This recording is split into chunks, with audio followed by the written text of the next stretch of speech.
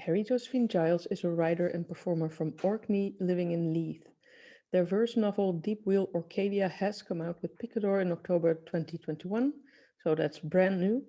Their poetry collections The Game from Outspoken Press 2018 and Tongit, I hope I pronounced that right, from Frayed Books in 2015 were between them shortlisted for the Forward Prize for Best First Collection, the Saltire Prize, and the Edwin Morgan Poetry Award. They have a PhD in creative writing from the University of Stirling. Their show Drone debuted in the Made in Scotland showcase at the 2019 Edinburgh Fringe and toured internationally, and their performance What We Owe was picked by The Guardian's Best of the Fringe 2013 roundup in the But Is It Art category. And of course, I'd like to reflect on your work as well, Josie. And of course, one of the first things to notice in and of your poems is the language and the presence of both Scottish and Orcadian language and the innovative use of languages in general. And I read somewhere that your poem Waffle House Crush was called the most fun in language. And I think that goes for a lot of your poems. But next to the fun, or maybe along with the fun, they also tackle truly serious subject matter. And yet they do so often with an element of seeming lightness. And I say seeming because to me, your poems felt like trickster figures that, with their fun and antics, point to serious truths and that try to jolt us from our slumber of everyday, or perhaps the slumber of the reasonable. And after the creation myth I saw with Rachel, I of course found with you the eschatology. I don't know why I use such a difficult word, but the eschatology in your tremendously clever pantoum on reading Wikipedia's timeline of the far future. And of course, I'd like to ask you the same thing I asked Rachel. To what other worlds or other worlds does poetry connect you? Wow, thank you for that very generous reading. I don't often get to sit while somebody says such lovely things. Did you just say jolt us from the slumber of the reasonable? Yes, Listen, can you send me that? I just so that when I'm feeling sad, I can just read it over and of feel good course. about myself. Um, what other worlds does poetry connect me to? I kind of believe in poetry as magic, and writing a poem is writing a magic spell. I think there's something about the ritual of putting words in an order, in the right order, that is about sort of summoning a truth into being, or willing the world otherwise than it is, or putting. I read once that that magic is the spiritual practice of hope. Um, and I think the same is true of poetry, honestly. So in terms of connecting to other worlds, it's more that I think of poetry as a way of connecting to the more than human in this world, and that's what I'm attempting to do with poetry, is to summon the more than human, or to be part of the more than human, and language is my portal into that. There's your Wow, answer. that's beautifully said. I recorded that as well, so Oh no. no, but Now I'll have to that's listen to it back. no, those are Okay. words for the eternal week. Those that was really beautifully put. So without further ado, I would love to invite you and take us into your world of poetry. So I'm gonna read to you from this book, which shines. I'm very happy about how it shines. Um, the book is called Deep Wheel Arcadia, and it is an Orkney language science fiction verse novel, which is a very crowded genre in which I'm humble enough to have made a small entry. So Orkney, if you don't know, is the islands off the north coast of Scotland. A very small group of islands with a small language. We have, my home language is a version of Scots language of Scotland that's strongly inflected by Norse, Old Norse. It's another descendant of the Norn languages that you find in Orkney and Shetland and Faroe as well. And it's a small language and one that's under threat. So I kind of wrote this science fiction novel to imagine that language into the future. That's what I wanted to do. I don't know if there's folk from Nordic countries here. It would be lovely if there were, and if you do, you'll hear how the language is kind of a blend between even contemporary Nordic languages and the languages of these islands that I live in. Anyway, that's enough of an introduction for you. The book comes in the original language and then also with these translations, these parallel translations into English. And for it's an international audience, I'm going to give you both versions. I'm going to do two narrative poems, I think, two narrative poems from this book, and give it to you in the Orkney and in the English so that you can get the sound and the sense as well. And I'll do you two scenes of the central relationship in the book, which is between a character called Astrid, who is from the space station, Deep Wheel Arcadia, and is returning home after going to art school in Mars, which is where you go to art school.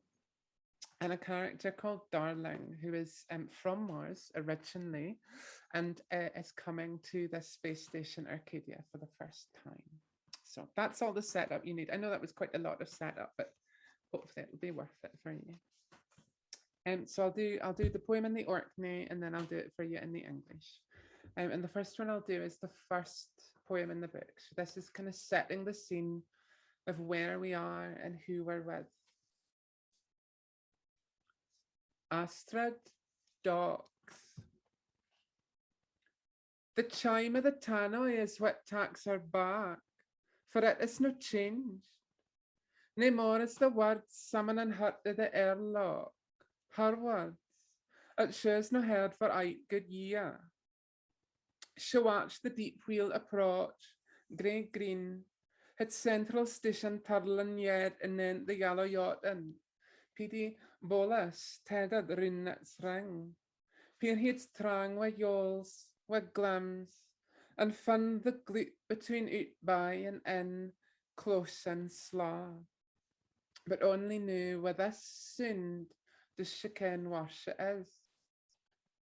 She looks her in the other folk, trying to mind wha's sunken and wha's burn and wha's gin a name for she left and wha's name she should mind yet.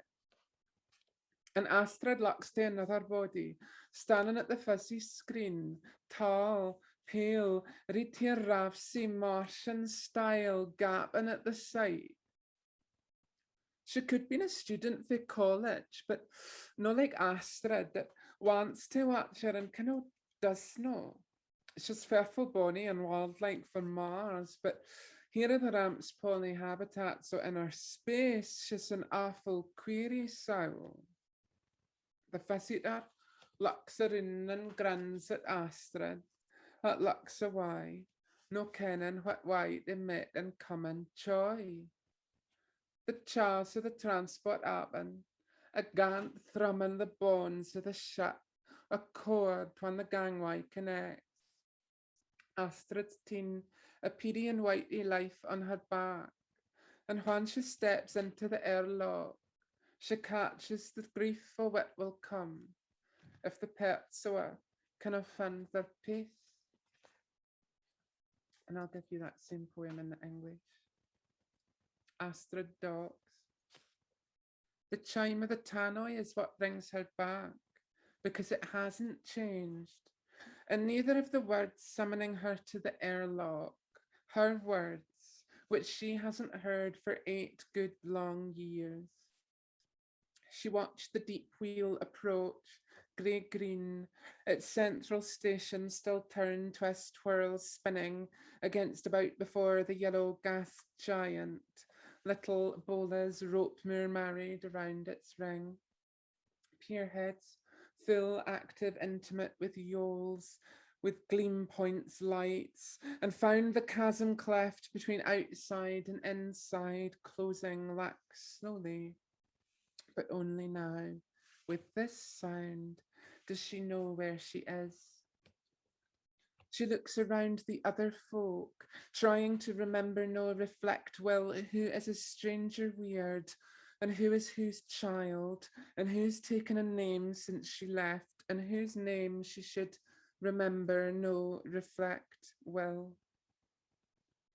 And Astrid looks to another person body standing at the viewing screen, tall, pale, red hair, rough, abundant, unkempt in a Martian style, gaping, foolish, mindless at the sight. She could have been a student from college, but not like Astrid, who wants to watch and also doesn't. She's very fearfully fine, pretty, and healthy, normal for Mars. But here in the rough, current, bitter, plastic polymer habitats of inner space, she's a very awfully strange, queer soul person. The visitor looks around and grin yearns at Astrid, who looks away, not knowing what, how, where, why to meet incoming joy. The jaws of her transport open, a yawn gasp thrumming the bones of the ship, a chord when the gangway connects. Astrid's brought a little and heavy, meaningful life on her back, and when she steps into the airlock, she begins to feel grief about what will happen if the parts of her can't find their place, distance, part, while. So that's your first point. Thank you. So continuing through space, yeah, we'll do just one more longer one. So obviously Astrid and Darling, being the central characters, have to meet and fall in love, because as well as being an Orkney language science fiction first novel, it is also a romance, because I wanted to write a love story. That's why, because I wanted to write a love story. So the book's in sort of 3 acts. I didn't really understand. I'm a poet, so I didn't really understand plot structure when I started writing it. And then I don't know if James is still here. James Harding, yes, James Harding, who is here in the chat, worked with me, and is also Rachel and I's publisher at one point. Worked with me on the plot and taught me how to plot things, and did all sorts of clever fixes, like saying, your meet cute is a third of the way through the book. It has to be earlier, which was a very good thing, which is why the meet cute is now in the first point, you see. That was James. Thanks, James.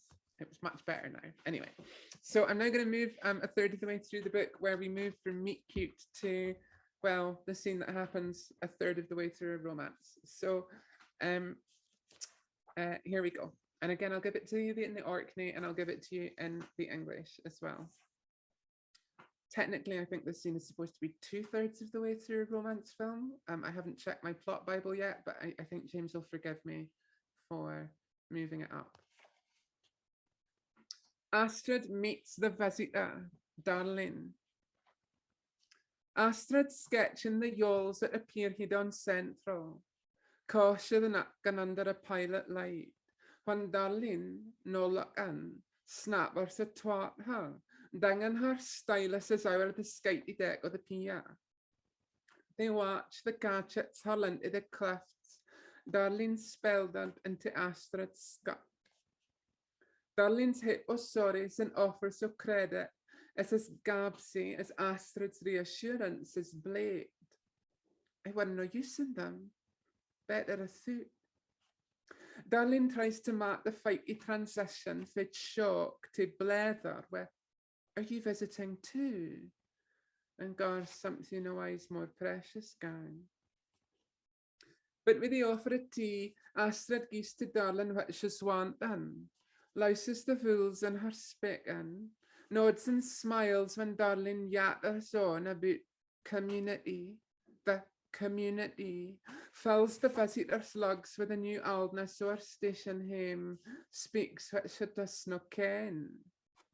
And after tea turns to spirits, kenning her ploys is watched by every lighter of the house, just a note in mind, seeing the meaning of the London darling zine, caring that she does not care, she laughs at the dint of the invitation and follows the wife.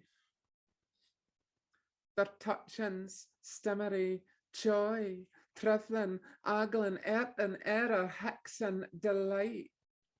They both ken the moves and mun unlearn them now, for this new body's was windows, doors.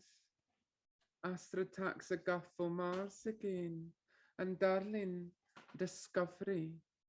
The tongues tak a glass. And after, when the cruises bright into morning, we darling yet sleeping, Astrid busks and looks for pothole to bunk, for the tide to darling's hair, and spears of the gods that dinna exist if they're both find what they want, or need, or know, or if they're made it, or if it ever met us. And in the English, Astrid meets the visitor, darling. Astrid is sketching the boats at the pierhead on Central, snug, quiet, happy, intimate in the nook and under a pilot light, when darling, not looking, stumbles, stammers across her, knocking her styluses over the slippery deck floor of the pier. They watch the gadgets speed through roll drive into the cracked chinks, darling spread split over Astrid's lap. Darling's many apologies and offers of credit are as voluble as Astrid's reassurances, shy, diffident. I wasn't using them. Better without. Darling tries to make the tricky, fussy, restless transition from shock to talk, chat, ramble with, "Are you visiting too?" And cause forces something more precious go. But with the offer of tea, Astrid can perform for darling what she wants, loosens the vowels in her speech, nods and smiles as darling rambles about community. The community fills the visitor's ears with the new oldness of her station home, tells her what she doesn't know. And later, after tea becomes spirits, knowing her action decision games are watched by every lighter in the house, choosing not to, remember no, reflect will, seeing the meaning of the flame spark light in darling's eyes, caring that she doesn't care. She laughs at the shock chance strike of the invitation and follows the women. Their touch is stumble, stammering joy, fumble, fiddling, mess, dirt, confusion, search, finding, error, laugh, hiccuping, delight. They both know the moves and must unlearn them now for this new person body's walls, windows, doors. Astrid tastes a stink puff snort nonsense of Mars again, and darling, discovery. Their tongues drink. Then later, when the lamps brighten to morning, with darling still asleep, Astrid dress prepares and looks from porthole to bed bunk, from the sea time tide to darling's hair, and asks if the gods, who do not exist, if they've both found what they want or need or not, or if they've created it, or if it ever matters. There's your poem. This is the book. It's out now. You can even get it on your e-reader, apparently. I've just found out. Thanks very much for having me. It's a pleasure to get to read to you all. Thanks to Milla and Stephanie for the invitation. And I'll be putting my video off, but I will stay listening for the open mic. And yeah, thanks. It's nice to be with you. Take care. And thanks so much. This was wonderful. And I was sort of listening of how you read it in the Orcadian and then in the English, and what was the same and what was different. And I'm just spinning the word science fiction and verse novel in my head. And I'm thinking that's so cool. That's so cool. So yeah, congratulations on this wonderful book. It's going on my wish list for Christmas. Thank you. I just saw a question in the chat asking if it would be on audiobook, and yes, it will. We are recording the audiobook in December. So it'll be the audiobook will be out sometime next year. I'm doing the reading, so I'll be reading the audiobook, and that'll be out sometime next year. Cool. Well, thank you so much. This was amazing. Thanks.